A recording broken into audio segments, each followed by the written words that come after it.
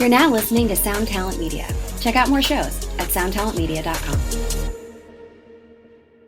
Hey everybody, I'm sitting down with Tom Putnam, the director of United States of Insanity, which is a documentary about the Insane Clown Posse and the whole battle, basically, for them to no longer be classified as a gang, a battle that I believe, unless something's changed very recently, is still ongoing today. Anybody who listens to Horror Movie Night or One Hit Thunder knows that I have been down with the clowns since Great Malenko.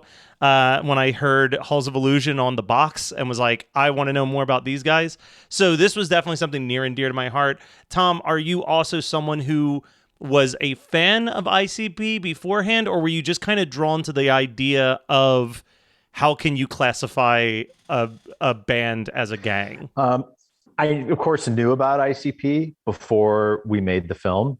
I knew what kind of the average person knows, just the sort of like jokey press that tends to make fun of them or make fun of juggalos. And Brenna Sanchez, who I directed the film with, was from Detroit, where the guys are from. And we just finished another movie in Detroit called Burn about Detroit firefighters. And we're looking for something equally as exciting to do next. And I didn't even know about the lawsuit. We'd read an article about where they were at in their life and called them up and said, hey, we think there might be an interesting documentary here. And they said, oh, we have a way more interesting documentary. Tomorrow, we're going to announce we're suing the FBI. So we and that's the opening scene in the movie. It's like we scrambled the crew together and got to the press conference and just, so, here we are 7 years later, and it's like we've gone on tour with them and met so many juggalos and gone home with the guys in the band and met their families and met people whose lives have been just totally turned upside down. And I'm actually really happy I didn't know that much about them, because I didn't really have a whole lot of preconceptions. And, had I heard about this lawsuit and not known what I know, it would have seemed like a joke. Yeah. But then once you meet them and you talk to people who've lost custody of their kids, lost their jobs, are going to get kicked out of the military, get gang enhancements, all because they have a poster on their wall or wearing a t-shirt, or, went to Hot Topic and bought a Hatchet Man charm. It's just, to me, it's a funny movie and it's a fun movie and it's an interesting movie, but it's also kind of a horror movie. Yeah, it absolutely is. And I think what I really liked about it was that it is very down the middle. There are multiple times in the documentary where I don't know what your opinion is. And I think that that's important in a documentary, because I feel like so many documentaries, you're overwhelmed by what the opinion is. But you really do play, like, as much as I love ICP, I can also see why they might want to, why people might say, hey, we should classify these guys as a gang. And you bounce back and forth between these stories of two dudes running up at a dude and stabbing him with a knife and chopping him with an axe. But you also bring up. Let's be clear, it was a battle axe. A battle axe. This is true. Not just a regular axe. Head off. Insane. It's insane stuff like that. But the primary show that I do, Horror Movie Night, I'm watching it through the lens of people could make that same application to me loving horror movies. People could make that, applying it to such a general thing is so dangerous. It's always a dangerous thing. But I think you did a great job of telling all the different sides of the story, where you could see how someone who's uninformed and just searching on Google for information would be like, we got to do it. We got to deal with this juggalo problem. But also from if you're listening to the lyrics, it's like, hey, you can't listen to those lyrics and take those seriously. It's very tongue in cheek. Which is just the movie I always talk about is Evil Dead. You could describe Evil Dead in a way that would make it sound like the most evil, horrible. Why would anybody watch this? But then you watch it and you see that it's fun and it's a completely different experience. The movie really was meant to reflect Brenna's and my journey of sort of back and forth and going deeper. And sure, you spend time with the band and juggalos, and then you talk to law enforcement, you get a slightly different perspective. And then you I think the movie ends with a pretty strong perspective. Oh, for sure. But throughout that journey, I think that's the great way to describe it. You are on the journey with the two of you researching it, and I love that. Yeah, thank you. And it's, you take a million of anybody, you're going to find not just some bad people, but some really dangerous, scary people. For sure. Yeah, juggalos are no different, right? To me, the thing that was the most terrifying was this realization that some person, nobody still knows who, in the FBI or the government, anywhere, can just put your name on a list. And there's almost nothing you can do about it. This happened to a million people for being fans of a band.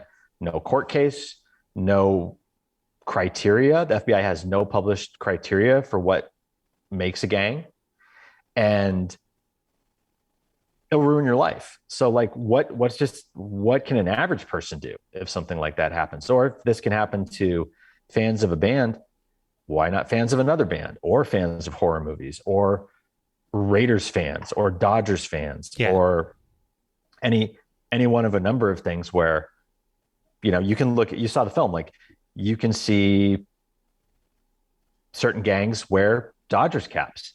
That's the exact same criteria that got used for putting juggalos exactly on the list. Ready for a head-bangingly good time? Dive into the world of heavy metal with the Brutally Delicious podcast. Here, we don't just talk music. We welcome you into our heavy metal family. Join us for candid chats with legends and rising stars. We go beyond the typical interviews, exploring raw emotions and the life-altering impact of heavy metal. So whether you're a diehard metalhead or just curious, join our family and let the headbanging begin with the Brutally Delicious podcast. The number you have reached is 100.7 WMMS. It wasn't just a radio station, it was a lifestyle. Cleveland is a rock and roll city for sure. Get down! The Wrath of the Buzzard. WMMS. Cleveland. The rise and fall of one of the most iconic radio stations in America. Profiles, The Wrath of the Buzzard. PROH Files. Subscribe now wherever you get podcasts. I kept thinking of the infamous EC Comics case in the 50s where they tried to make the statement of reading Tales from the Crypt comics makes you a juvenile delinquent. And their evidence to it was, well, all the juvenile delinquents that we know read Tales from the Crypt comics. And it's like, yeah, it's the most popular comic out right now. So like every kid is reading Tales from the Crypt comics. Like that's not a strong enough case to like come to that conclusion.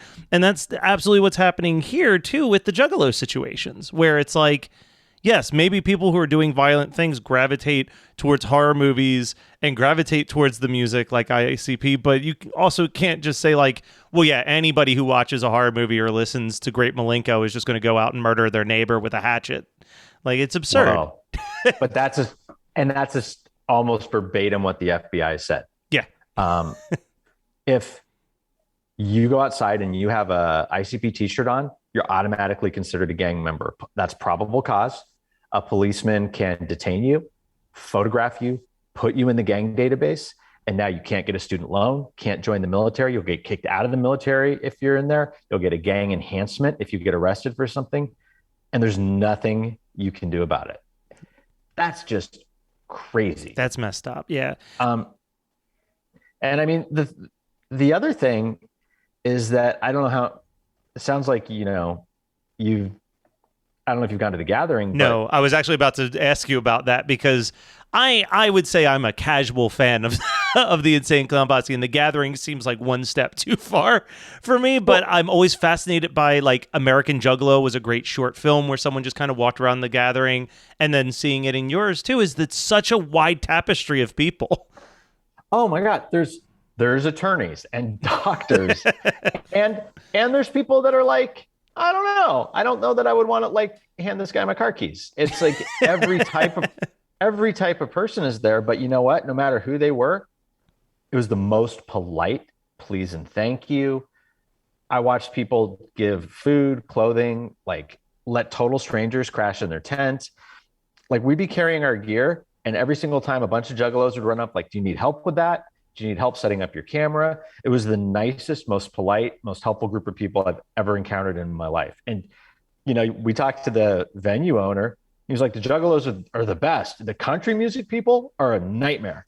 And it's part of what surprised us that I think, the average person that goes and sees this movie that maybe doesn't know a lot about ICP or has a negative view of juggalos, now that people are finally seeing the movie after 7 years, it's cool to see how excited they are about the music. And wow, maybe I'm a juggalo. Yeah. I'm going to go buy an album. It's fun music. It's exciting. It's just shut your brain off, have a good time, fun music. And like, sometimes that's all you really need. I have to quote one of the guys. I'm blanking on his name right now. He pops up pretty regularly in interviews, but he has a line where I had to text it to a friend of mine who's also really into Insane Clown Posse, where he said, if liking bad music was a crime, then all of the parrot heads would be considered a gang. And it's like that might be the best line in the doc. So I apologize for spoiling it. But that dude was on fire. Every time that I wish I could remember his name, because every time he showed up, I knew I was about to have a belly laugh.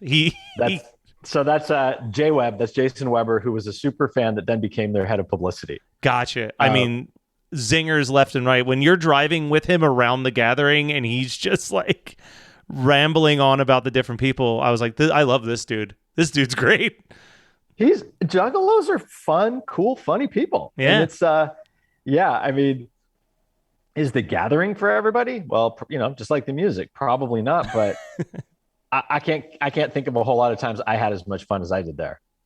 And I've heard that I've had a lot of friends who are not the musicians you would imagine would be playing the gathering that have like played the gathering and have said the same thing, like, not really my thing, not really my type of audience, but man, did I have a great week. Like, it was kind of their response to it afterwards. So, I mean, it sounds like it's the same as I tell people that they all should do Comic-Con at least once. It seems like everyone should at least dip their toe into going to the gathering at least once in their life. Totally. Just bring clothes that you don't, that you're not going to need to wear again, because you're going to get soaked with Faygo and be very sticky by the time it's over. All right. Well, I know that our time is running short. Tom, if people want to know more about this documentary, where are they going to be able to see it? Because I believe I got a press release very recently that some big things happened this week for you guys. Yeah, the movie's going to premiere at Fantastic Fest, but the screening sold out at something like 3 minutes. Nice. But it's opening on, as of today, 643 theaters with Fathom Events on October 26th. And tickets are going on sale, I think, tomorrow. So unless you live on a deserted island somewhere, it's probably going to be at a theater within a couple of minutes from anybody who's listening to this, which we're pretty excited about. Are you doing anything cool with the Fathom Events? I know sometimes there's like a cool little pre-show or post-show thing with the movie. Yes. All right. We've got a few surprises planned. There's going to be some pretty cool people introducing the movie. And then there's going to be a special never before seen concert after the movie with the band. So it's going to be a good time. Well, I guess I'm going to have to see it twice now. I'll have to go check out that Fathom event as well. All right, awesome. Everybody, I'm going to drop this on 2 different feeds, actually. I'm going to put this on the Horror Movie Night feed, and I'm going to put this on the One Hit Thunder feed. So, hey, guys, I'm simulcasting. Love it. Tomorrow, these tickets are going to be available. Go and book your tickets, because sold out at Fantastic Fest in 3 minutes. Just imagine what it's going to do if you're living somewhere like Detroit. Make a move quickly, because I don't think that these are going to be available very long for those tickets. Tom, thank you so much. And seriously, amazing doc. Loved it. Can't wait to see the next thing.